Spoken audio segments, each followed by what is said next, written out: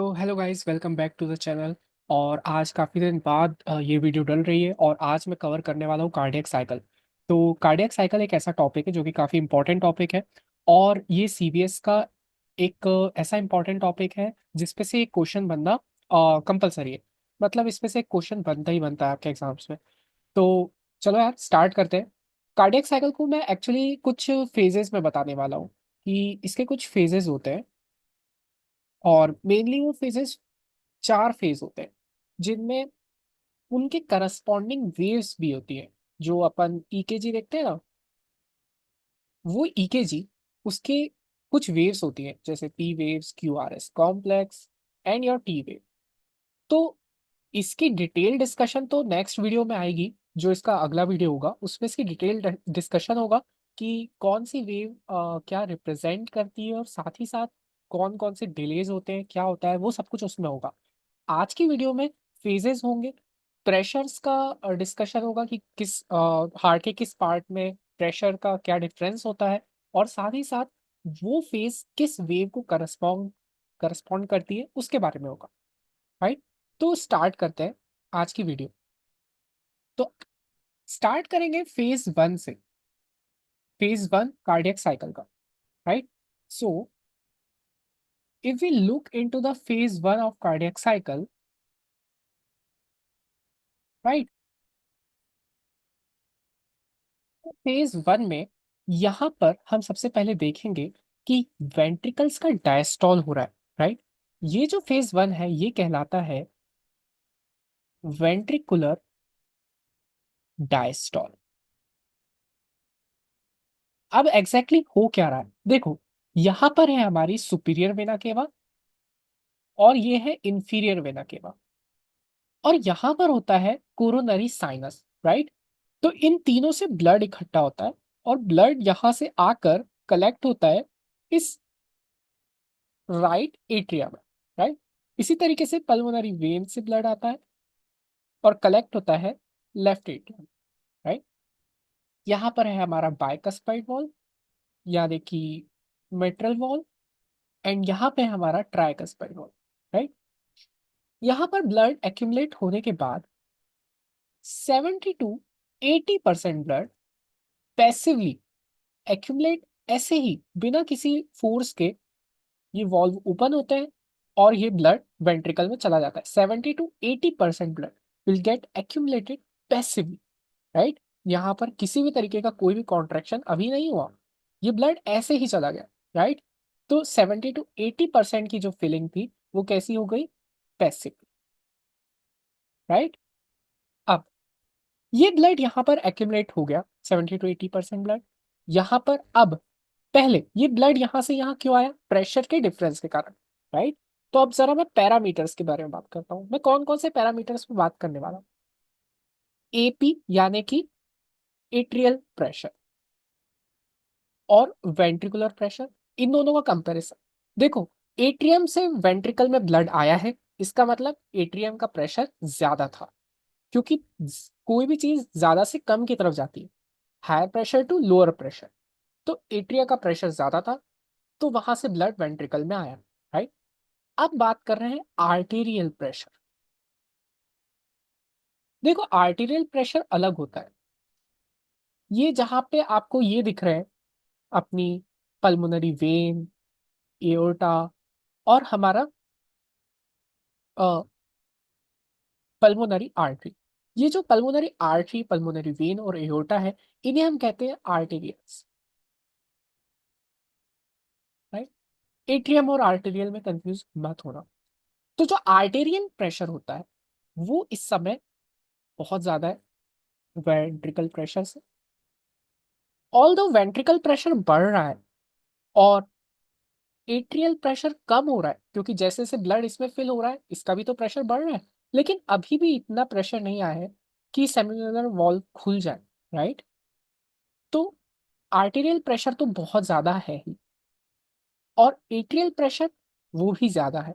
Right. तभी तो ये वॉल्व खुल गए। ये कौन से वॉल्व खुले, एट्रियम और वेंट्रिकुलर के बीच के वॉल्व्स, एट्रियम और वेंट्रिकल के बीच के वॉल्व्स, यानी कि एट्रियो वेंट्रिकुलर यानी कि AV valves are open here. right?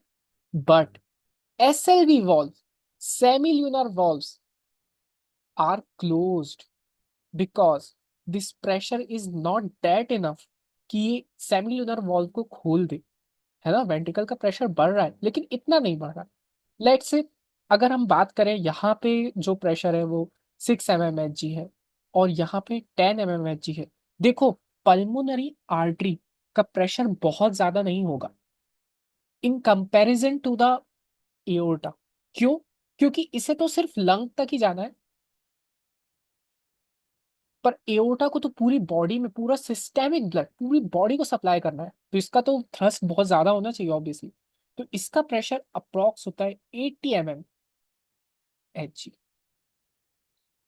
तो इसी तरीके से अगर हम बात करें लेफ्ट वेंट्रिकल की, तो इसका प्रेशर अबाउट 60 mmHg, और इसका यहाँ पर हम 10 और 6 कह सकते हैं, राइट। इसीलिए जो लेफ्ट साइड होती है वो काफी ज्यादा थिकर होती है हार्ट की, वहां की मसल्स बहुत ज्यादा थिक होती है, right.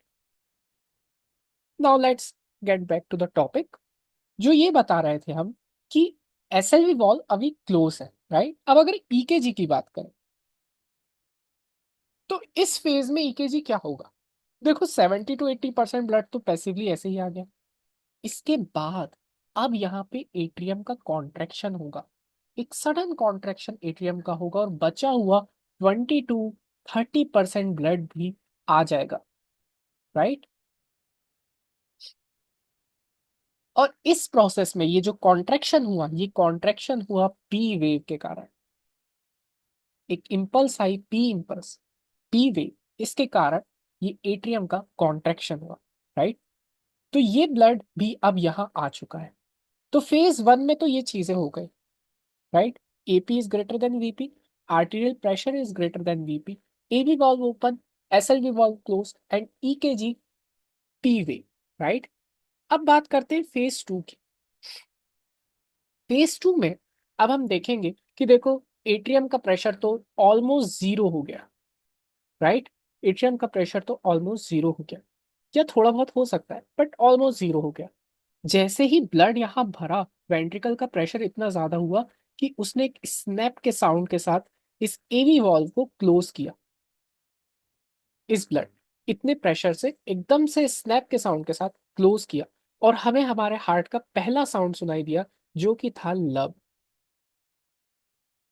The first heart sound will get appear, right? Which is love. Now, phase two की कुछ खास बातें। इस फेज टू को हम आइसोवॉल्यूमेट्रिक आइसोवॉल्यूमेट्रिक कॉन्ट्रैक्शन और जॉइंट सिस्टॉल भी कहते हैं।